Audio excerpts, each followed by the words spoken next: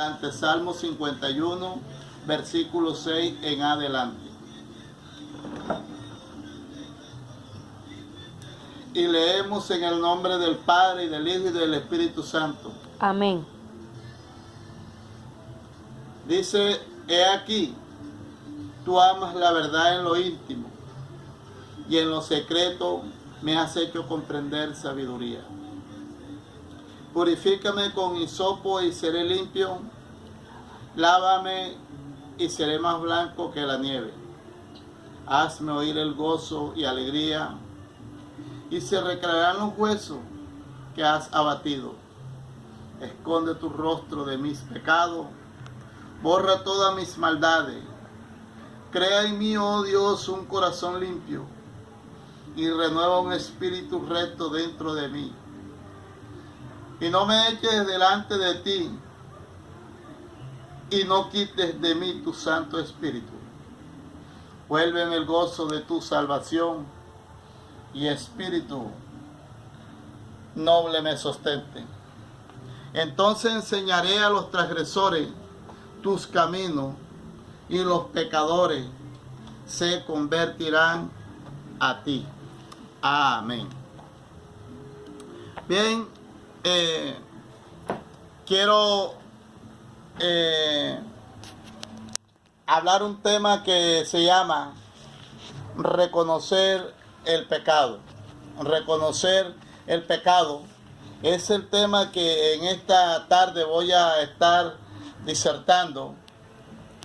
Esta es una postura que es importante para todo hombre y mujer de Dios, que reconozca delante de Dios lo que está haciendo malo, para que pueda haber una restauración, para que pueda haber una sanidad.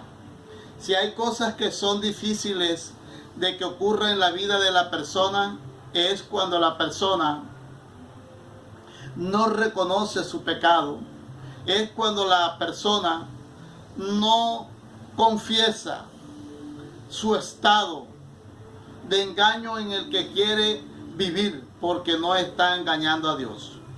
Es lo que dice Gálatas capítulo 6, donde dice que el que siembra para la carne, de la carne segará corrupción, pero el que siembra para el Espíritu, del Espíritu segará vida eterna.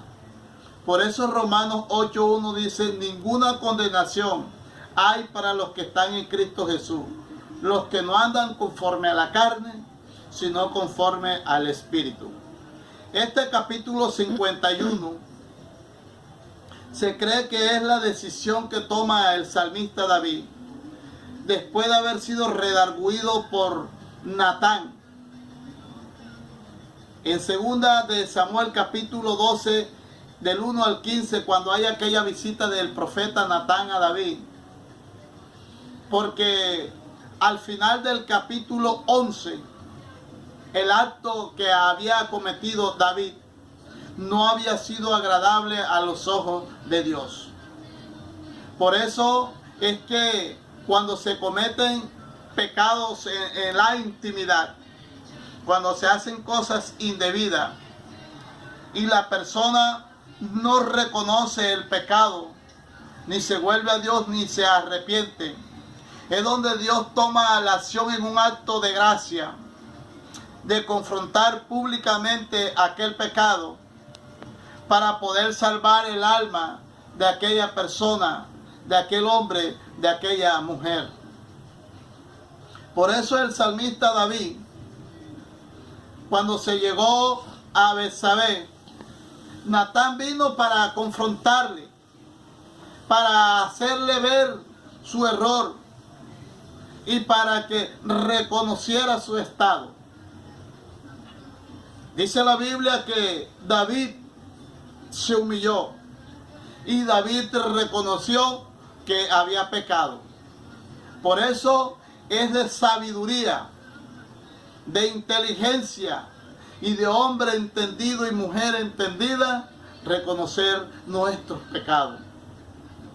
Este es un tema que las iglesias están mandadas a recoger, Porque hoy hay iglesia donde ya no se habla del pecado, donde no se habla de arrepentimiento, donde no se habla de nuevo nacimiento, donde no se habla de la segunda venida de Cristo.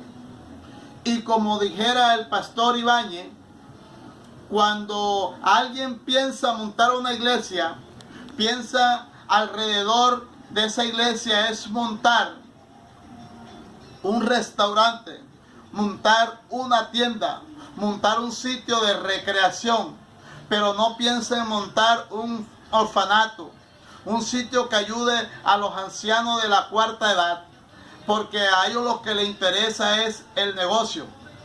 De manera que la gente lo que más le interesa es su vida propia, pero no le hacen reconocer a la gente, no le dan a conocer a la gente su estado.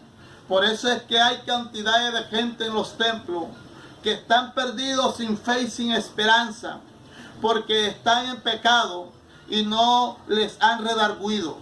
El profeta Natán llegó para reconvenir a David fuertemente y para que por medio de una parábola hacerle reconocer su estado en que se encontraba y que Dios le pudiera restaurar.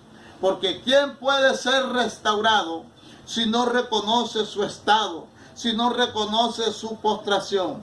Por eso en el versículo 3 del capítulo 51 el salmista dice unas palabras donde empieza a darse cuenta de su estado.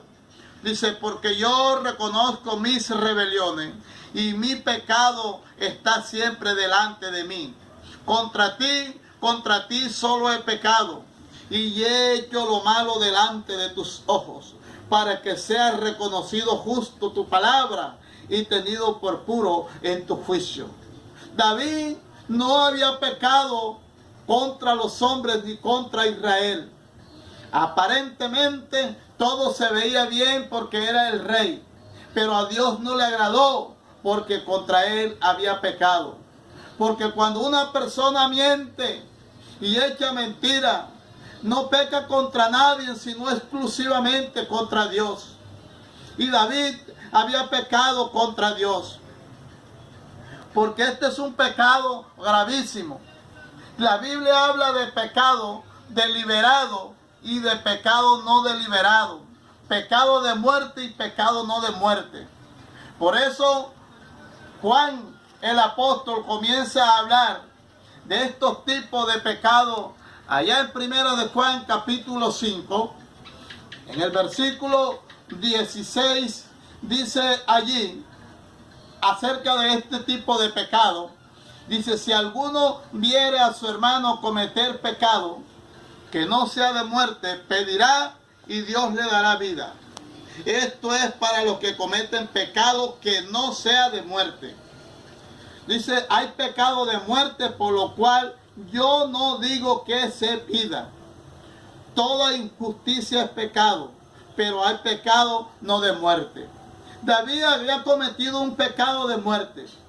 Y los pecados de muerte tienen dos opciones. Una, que Dios lo confronte directamente en su misericordia. Y dos, que las personas lo confiesen y se aparten. Pero siempre que Dios en su misericordia los confronte, la persona tendrá que arrepentirse, reconocer su pecado y volverse a Dios. Cuando Natán llegó hasta David, David reconoció su pecado. Porque este pecado que había cometido David era un pecado deliberado. ¿Y qué es deliberado? Un pecado que es planeado. Un pecado en que se maneja todas las cosas que se van a realizar para llevarlas a cabo. Por eso es un pecado de muerte. Porque se está cometiendo algo que se llama transgresión. Algo que se llama transgresión. Una persona que hace esta clase de pecado se llama rebelarse contra Dios. Se llama practicar una rebelión contra Dios, porque antes que este pecado sea cometido, se prepara y se organiza. Porque hay pecados y los pecados de muerte precisamente son premeditados. Así que cuando el apóstol Juan está hablando aquí de estas dos clases de pecado. Cuando habla del primero, dice el que se hace sin deliberar, el que no se piensa sino que de pronto cae en él. Dice, por estos pecados se deben orar y la persona será restaurada. Porque ahí el Espíritu Santo no abandona a la persona para muerte o no queda inactivo en la vida de él. Pero cuando la persona comete pecado de muerte, inmediatamente el Espíritu Santo queda inactivo dentro de él. Porque el Espíritu Santo no muere, queda inactivo dentro de él. Es como si saliera, en otro término, es como si el Espíritu Santo ya en él no hiciera ningún trabajo de juicio, de reconocimiento ni de pecado. Por eso es que el salmista David estaba muy preocupado. Y por eso este pecado de muerte se requiere que la persona misma lo confiese, porque este pecado no vale las oraciones. Porque cuando una persona está en un pecado de muerte, adulterio, mentira o cualquier otro pecado que haya incitado a la rebelión contra Dios, esas personas no se puede orar para decirle, Señor, ayúdale en esto. La persona, como le dije, tiene que ser confrontada, y número dos, que ella misma decida. Lo que hay que pedir por esta persona es misericordia para que su alma no se vaya a perder. Y David se dio cuenta de su estado en que estaba, y por eso se dio cuenta cuando dijo, contra ti solo he pecado. Eso es una de las realidades en las que todo hombre y mujer de Dios que tiene el Espíritu Santo debe reconocer su condición para volverse a Dios. Y esto fue lo que pasó con el hijo pródigo cuando estaba apartado, que es tipología de alejarse de Dios. Dice que este hombre, estando en el sitio, en las porquerizas donde estaba alimentando a los cerdos, dice la Biblia que allí este hombre llegó y reflexionó y dijo, ahora iré a mi padre y le diré, Padre, he pecado contra el cielo. Es decir, iba a reconocer, o estaba reconociendo en su reflexión que estaba haciendo en el momento, en su ensayo, cómo sería ese encuentro nuevamente con su padre.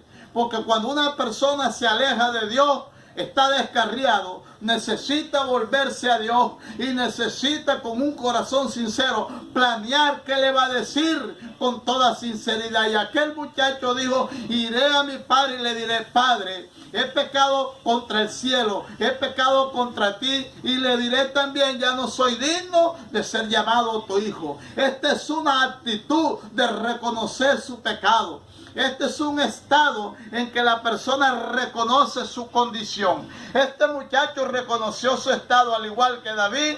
Y la Biblia dice que en el 17, los sacrificios de Dios son el espíritu quebrantado. Al corazón contrito y humillado no despreciará tú, oh Dios.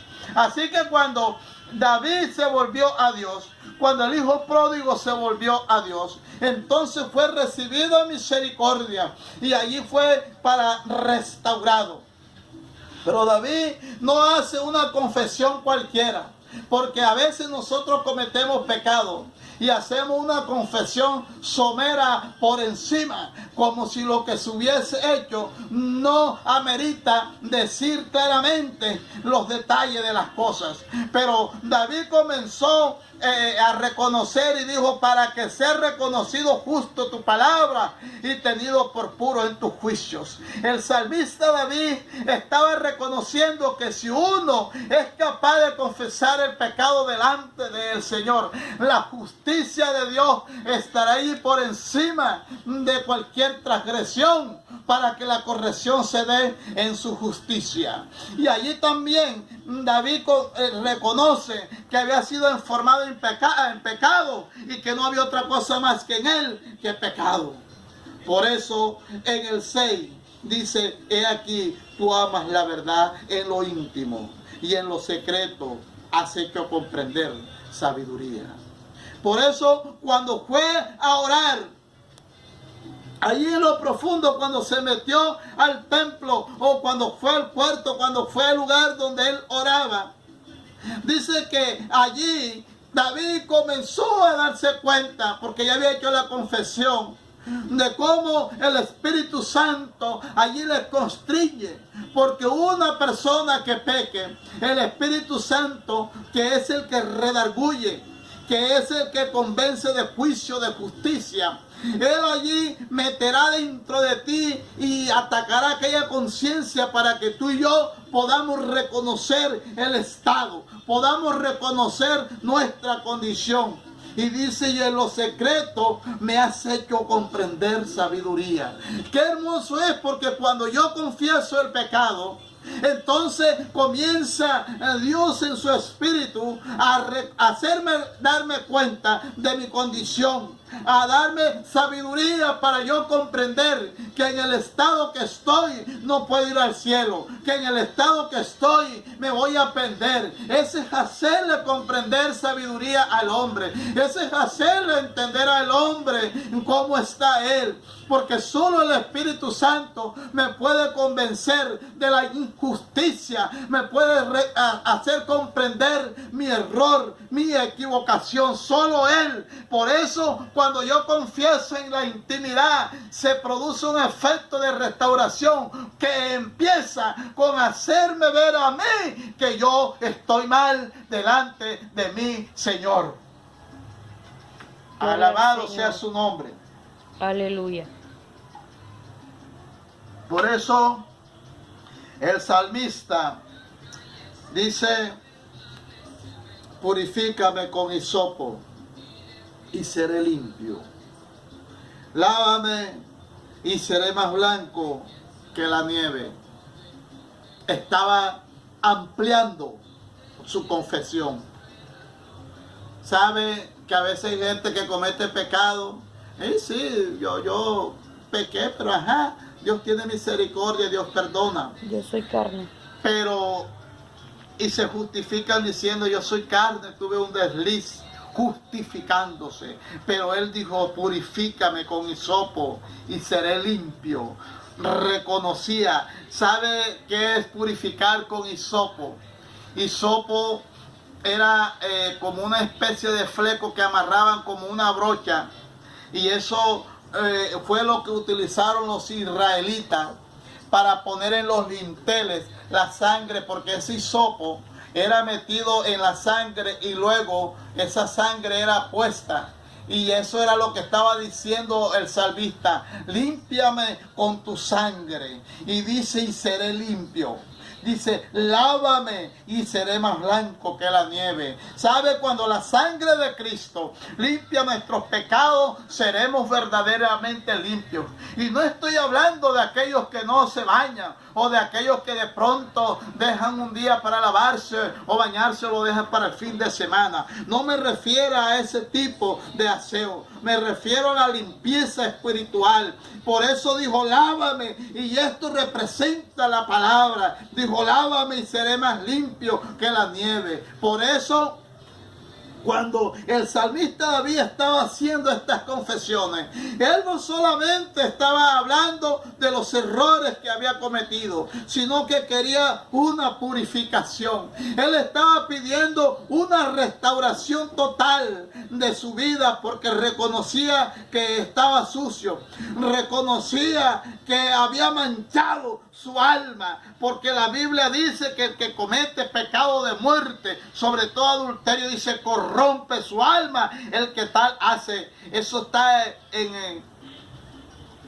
Proverbios 6:32. Pero en el 8 comienza a decir, hazme oír gozo y alegría, y recreará los huesos que has abatido.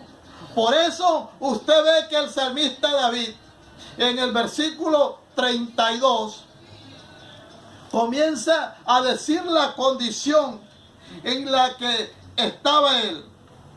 Dice el 32:5, mi pecado te declaré, no encubrí mi iniquidad, dije, confesaré mis transgresiones a Jehová, y tú perdonaste mi maldad.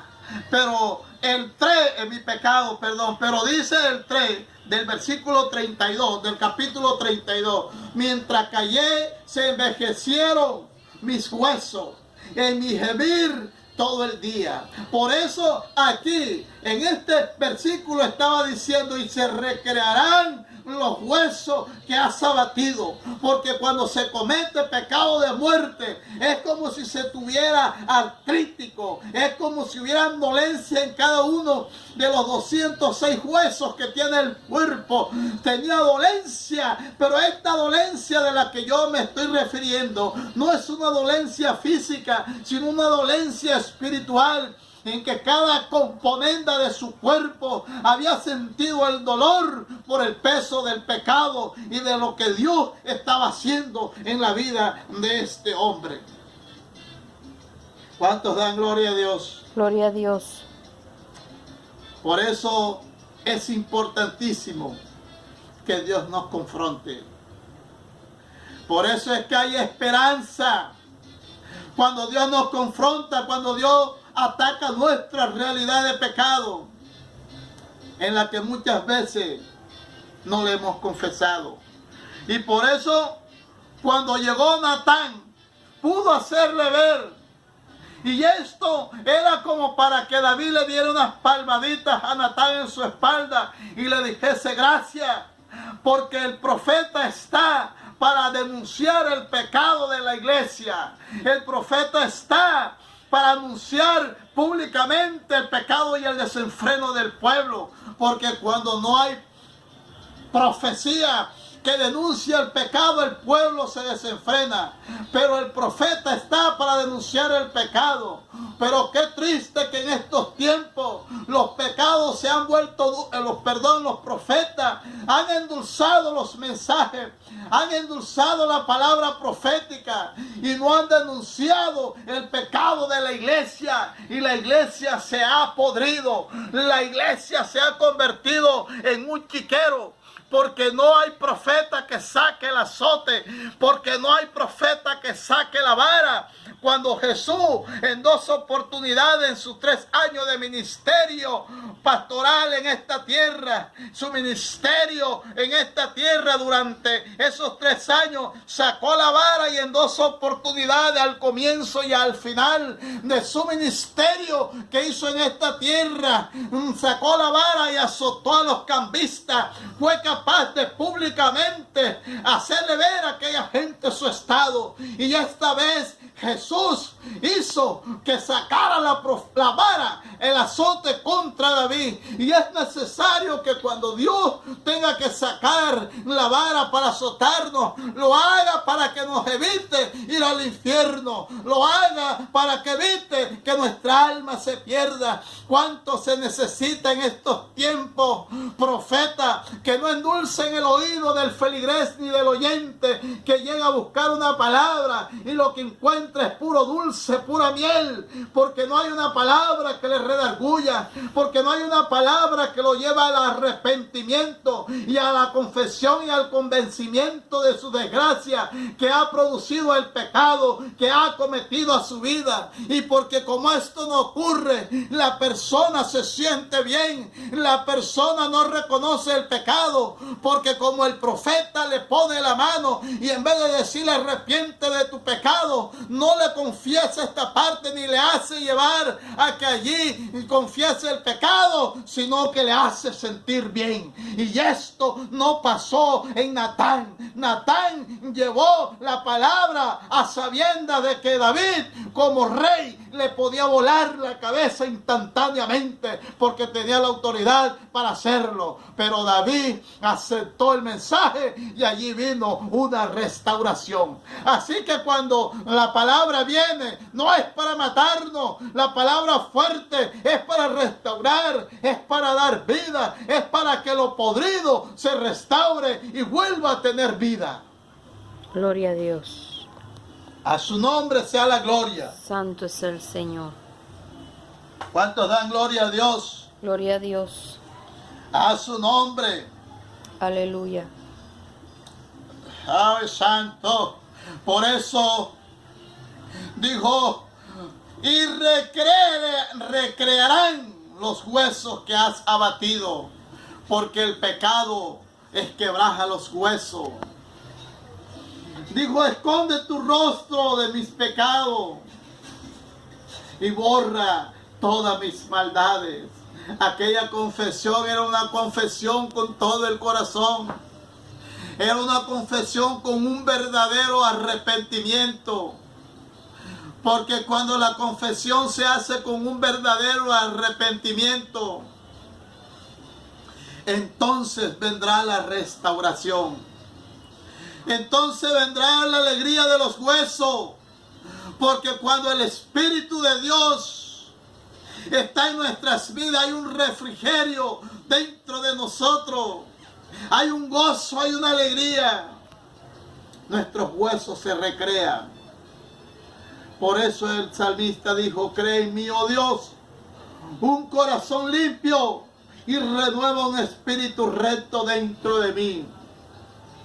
Por eso el salmista, por eso usted se da cuenta que cuando él estaba en su intimidad, en el versículo 6 dijo: y en lo secreto me has hecho comprender sabiduría. Y era lo que estaba diciendo en este versículo 10. Crea en mí, oh Dios, un corazón limpio y renueva un espíritu recto dentro de mí. Y dice: renueva un espíritu recto dentro de mí. Es decir, que cuando nosotros hay una restauración, hay una renovación del espíritu, hay un corazón limpio. Por eso es que cuando el Espíritu Santo llega a nuestras vidas, es lo que dice Ezequiel 26, 36 y 37, donde dice que allí dará un corazón nuevo y un espíritu nuevo. Pero nosotros sabemos que esto solo se experimenta en el periodo de la gracia. Y aquí el salmista David estaba hablando en la dispensación de la ley, donde el Espíritu Santo lo que hacía era venir sobre. Por él estaba diciendo el efecto, el impacto que producía cuando el Espíritu Santo estaba sobre la vida de la persona y ministraba.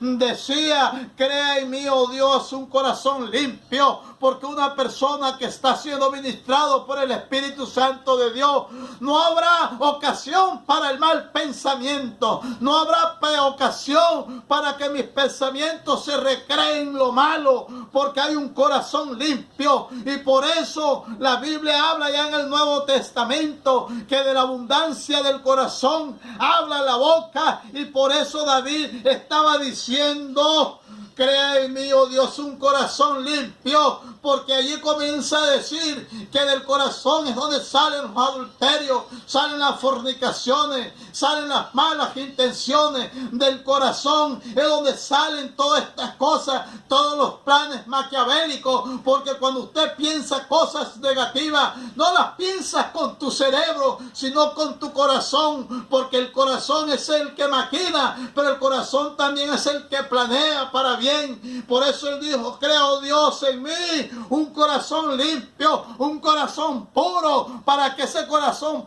puro piense en todo lo que es bueno, en todo lo que es honesto, en todo lo que es sano, en todo lo que es veraz. Un corazón limpio pensará en todas estas cosas honestas.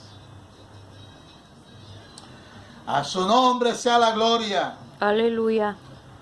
Por eso dice: renueva un espíritu recto dentro de mí.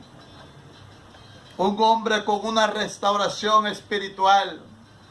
Una mujer con una restauración espiritual no dará ocasión a cosas indebidas. No permitirá injusticias. Una persona con un corazón recto siempre aspirará a hacer las cosas con honestidad. No habrá en él doble personalidad. No habrá en ella doble personalidad. Será una conciencia estimulada por el Espíritu para hacer lo que es correcto. No aprovechará ni llevará ventaja ante nada. No coaccionará ni se aprovechará de nadie. Todas las circunstancias serán evaluadas dentro de un buen sentir. Finalmente el salmista dijo: No me eches de delante de ti y no quites de mí tu Santo Espíritu. ¿Sabe que hay casos en que Dios ha echado gente de la iglesia, de su templo, porque no han sido suficientes rectos como hijos, como pueblo de Dios, para hacer las cosas con honestidad? Y David sabía lo que había hecho y por eso dijo, no me eches delante de ti. Por eso fue la solicitud que hizo el apóstol Pablo cuando en primera de Corintios capítulo 5 dijo, el tal 5:5 dice,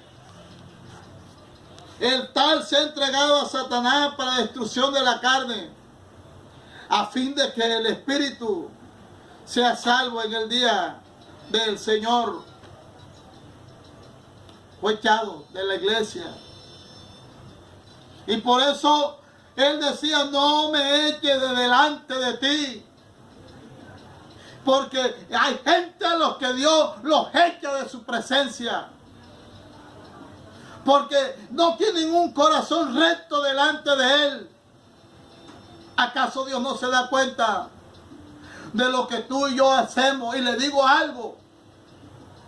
Dios califica y ve más tus pensamientos y tu corazón que tus propias actitudes físicas. Porque nuestro comportamiento físico a veces deja ver cosas que en nuestro corazón ni en nuestros pensamientos hay. A veces tenemos actitudes altruistas y a veces tenemos actitudes de hipócritas que Dios las está viendo, que Dios está analizando y por eso Él no lo podemos engañar. ¿Cuántos dan gloria a Dios? Gloria a Dios. Hay un silencio impresionante, pero eso significa que hay un análisis. Porque yo sé que Dios está recorriendo la palabra, como Él lo dice, que es de doble espada. Está entrando en muchos tuétanos, a muchos los está poniendo a reflexionar. Siento en mi espíritu que hay muchas personas que en estos momentos que están escuchando, están reflexionando profundamente acerca de su condición. Y esto es lo que debe hacer el profeta. Esto es lo que debe hacer la palabra en uno, redarguirnos cuando estamos mal, cuando necesitamos a ponernos a cuenta con Dios. Por eso, Juan 16:8 dice, y cuando venga el Espíritu Santo convencerá al mundo de pecado, de justicia y de juicio. Por eso dijo, no quites de mí tu Santo Espíritu. Porque si el Espíritu Santo no está en tu vida, no está en mi vida, recojamos. ¿Qué hacemos nosotros en esta tierra? Si el Espíritu Santo no está en nosotros para que nos redarguya, para que nos corrija, para que nos haga ver la condición en que estamos, para que nos haga ver el pecado en que estamos. Si el Espíritu Santo no nos redarguye, no nos corrige, ¿para qué tenemos vida en esta tierra? Somos como unos zombies. Entonces la vida no tendría ocasión de ser si el Espíritu Santo no nos redarguye. Y eso era lo que decía el salmista, preocupado, y no quites de mí tu Santo Espíritu. ¿Por qué estaba preocupado el salmista? Porque el Espíritu Santo en usted y en mí es el que produce gozo. Cuando una persona no tiene el Espíritu Santo, buscará muchas cosas de deleite en esta tierra, porque su espíritu dentro de él está vacío, porque el Espíritu Santo no está ahí. Buscará otras cosas que le llene su alma, que le llene su carne, porque el Espíritu no está en él. Pero cuando el Espíritu Santo está en mi vida, lo tengo todo, porque la persona que no tiene el Espíritu Santo es peor que la nada, pero el que tiene el Espíritu Santo lo tiene todo. Tiene la mayor riqueza que cualquier ser humano podría desear en esta tierra. Si usted no tiene nada en esta tierra, pero tiene el Espíritu Santo dentro de usted, lo tiene todo. Amén. A su nombre sea la gloria. Gloria a Dios. Y dice el 12, vuélveme el gozo de la salvación, y tu Espíritu Santo noble me sustente. Los daños que veía venir el salmista, los veía como vitalicio. Y de hecho, muchos daños en la vida del salmista fueron vitalicios, porque a pesar de que reconoció su pecado y reconoció su error, Dios recibió su corazón, según lo que dice el versículo 7. El corazón contrito y humillado no despreciará tu Dios, no despreciará tú, oh Dios. Pero el castigo por haber cometido el pecado deliberado vendría. Y por eso el salmista David tuvo que pasar durante su vida por muchas cosas terribles. El salmista no disfrutó una vida porque el pecado tiene una consecuencia y el pecado tiene una paga. Y él tuvo que pagar por su muerte porque el hijo que tuvo con Betsabé, fruto del adulterio, murió. Pero no solamente eso, sino que después vino la violación de Tamar por su hermano Amnón el mayor, el hijo de David. Después vino la muerte de Amnón de parte de Absalón. Después vino la rebelión de Absalón, quien lo mató Joab con unos dardos en el cual atravesó su corazón. Y la vergüenza que tuvo que pasar. Y hasta el final, David guerrió a causa de este pecado. Por eso, el pecado deliberado tiene una consecuencia. Y una consecuencia que en David se convirtió vitalicia. Una consecuencia que en nosotros se puede convertir en vitalicio.